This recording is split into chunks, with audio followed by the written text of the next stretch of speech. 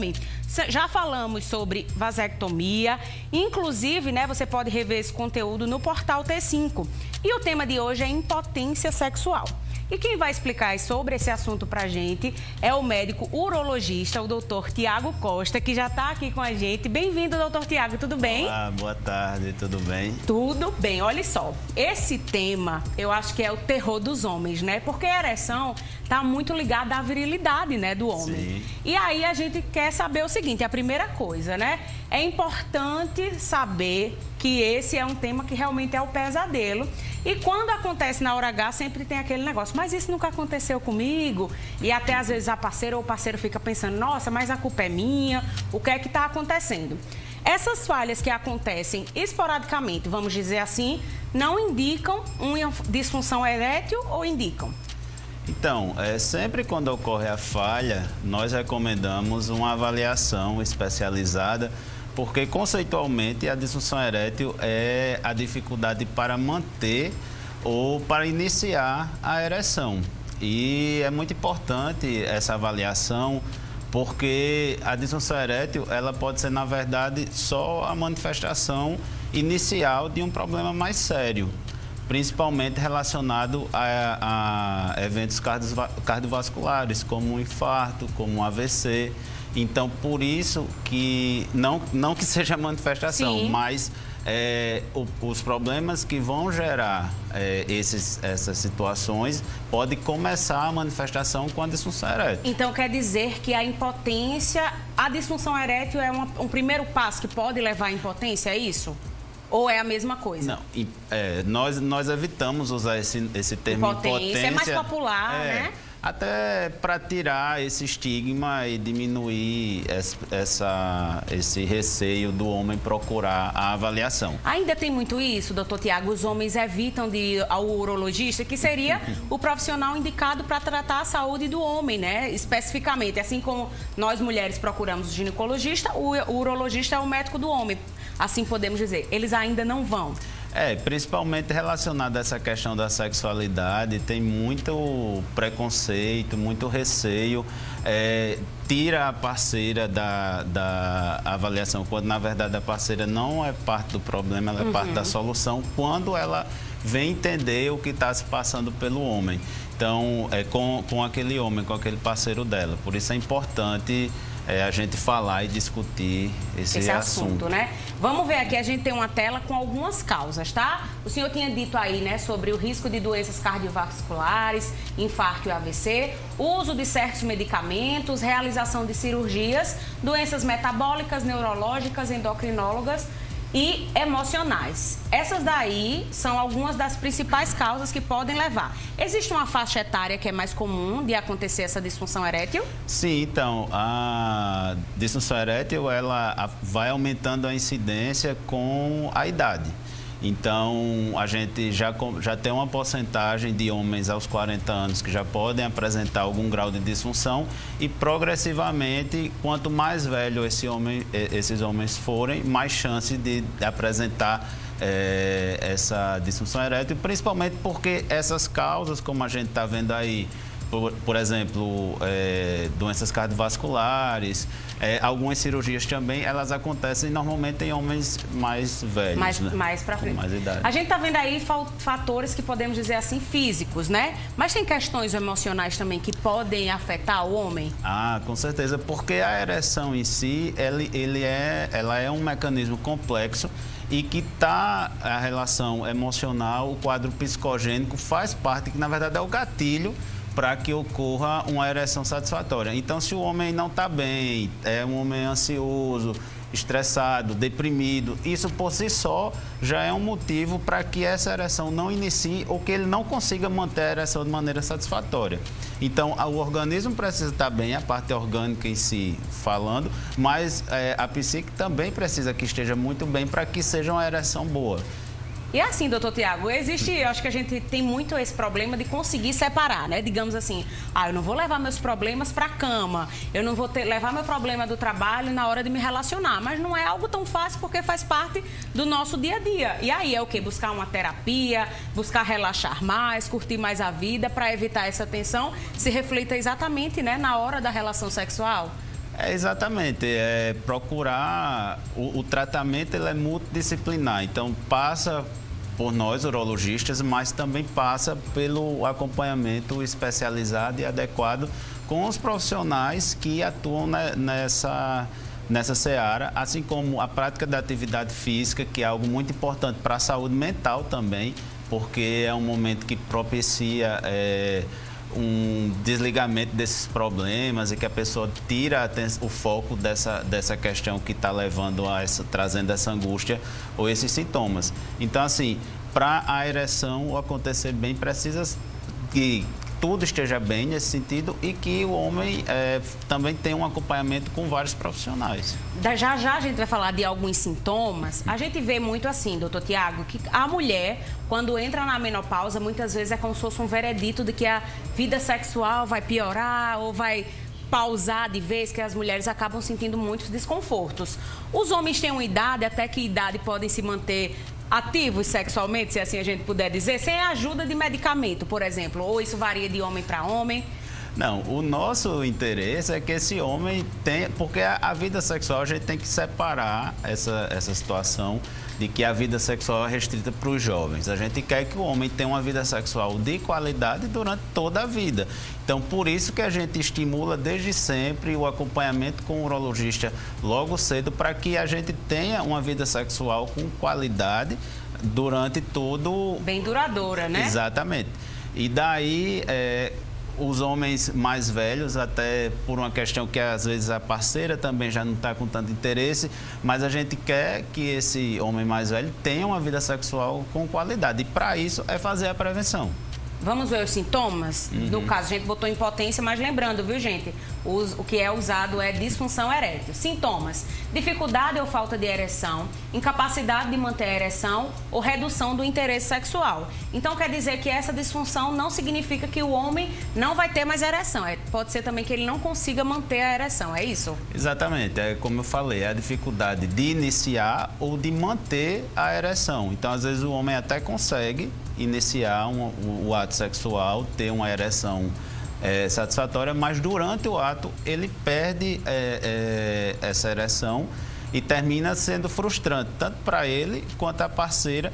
E eu sempre digo que isso é meio como uma bola de neve, porque na próxima situação o homem vai ficar mais ansioso, vai gerar mais expectativa, então favorece que o quadro se repita. Então a gente tem que realmente esclarecer que esses sintomas, eles devem, assim que surgem, eles devem ser abordados para que a gente consiga identificar uma causa e que esse homem tenha uma vida sexual satisfatória. Aí no caso, doutor Tiago, chegando no seu consultório, a orientação é o quê? Eu vi que o senhor falou, né, que a orientação de praticar atividade física engloba tudo isso, mas a partir de que momento a indicação de medicamentos é incluída aí nessa, para o homem conseguir voltar a ter aí uma vida sexual ativa novamente? Bom, o medicamento ele pode ser prescrito até desde a primeira consulta. Vai depender da avaliação inicial, porque a avaliação inicial consiste na conversa, da gente poder identificar essas causas que eu já falei aqui e que a gente possa atuar. Então, na maioria das vezes são solicitados alguns exames laboratoriais mesmo, ou exames de imagem, para que a gente possa identificar essa causa e tratar a causa. Mas o tratamento da disfunção erétil em si, ele já pode sair desde a primeira consulta já com algum tratamento. Sim, vamos falar especificamente sobre homens diabéticos, que a gente vê muitas queixas, né, de homens que são diabéticos e aí tem aí alguma disfunção erétil. Existe algum tratamento mais específico voltado para os homens diabéticos ou também vai ser dependendo dessa avaliação inicial no consultório? Eu sempre digo, é muito bom você pontuar isso, eu sempre digo para esses homens diabéticos que o primeiro ponto para ele ter uma vida sexual satisfatória, ele controlar a glicemia, controlar o diabetes, porque às vezes eles acham que é uma coisa separada, não é. Então, após esse controle adequado, o tratamento é o tratamento padrão que já é realizado para os demais pacientes, não é um tratamento diferenciado. O diabetes é sim um fator de risco para a disfunção erétil, por isso que a gente tem que ter esse cuidado com esses homens para que ele controle bem a glicemia, para não progredir o problema. Vamos ajudar aí os nossos telespectadores. Chegaram Sim. perguntas. É uma esposa, pelo que eu estou entendendo. Sou casada há 13 anos e meu esposo nunca consegue partir para uma segunda vez. Só é a primeira e pronto. O que pode ser? Então, o que acontece... Esse homem, pelo que ela está escrevendo, não tem disfunção erétil, né? Tem a relação. Talvez ela não fique satisfeita porque ele pode ter um outro problema, que aí a gente discutiu outro dia, que é a ejaculação precoce, né? Que as pessoas confundem muito. Porque o que acontece? Após a ejaculação, ocorre o que a gente chama de período refratário. Então, é comum que nesse período refratário o homem não consiga ter a ereção. Tem que dar um tempo, né? Exatamente. Os meninos para se recuperarem, né? Exatamente. E à medida que o homem vai envelhecendo, também esse período refratário ele aumenta.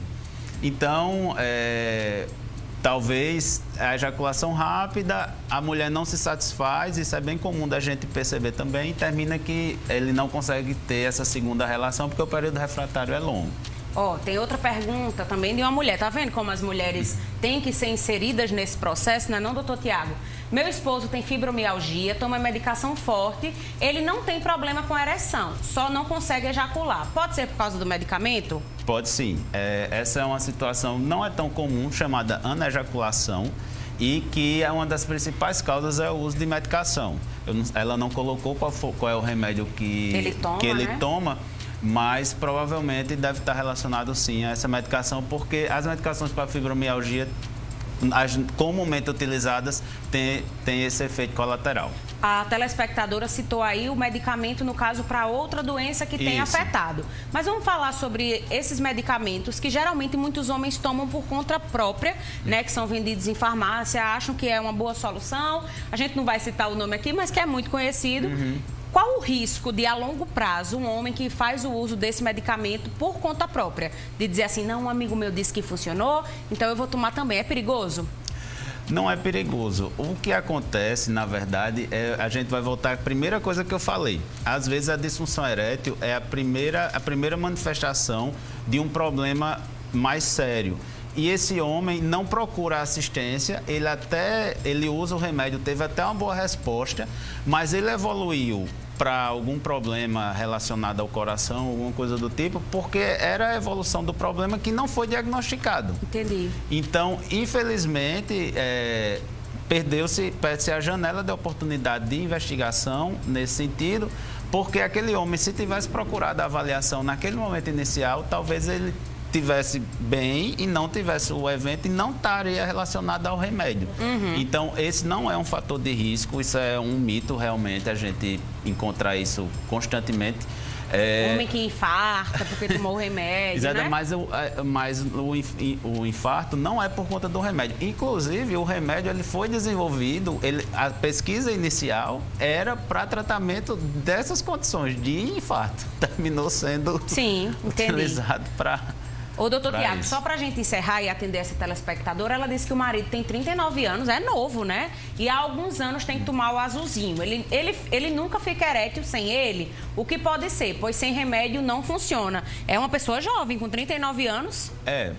Como eu falei, essa questão da idade normalmente é mais comum com os homens mais velhos, mas desde homens mais jovens podem apresentar. Aí realmente merece uma investigação para identificar uma causa que pode estar levando a essa disfunção. Ele responder à medicação é um bom sinal, né? Mas realmente fica tipo viciado, é isso que ela está querendo dizer? Não causa. A medicação não causa vício, eu sempre digo isso no consultório. Não causa um vício orgânico, mas pode causar uma dependência psíquica. De achar que só vai funcionar com o uso da medicação. Aí entra aquela questão, se a gente investigar a causa e ele não tiver uma causa específica para a disfunção erétil, provavelmente ele desenvolveu uma dependência psíquica para ocorrer a ereção bem com o uso da medicação. Ô, doutor Tiago, e pra gente tirar esse mito, desmistificar, porque muito homem acha que o urologista só vai fazer exame de próstata, por exemplo.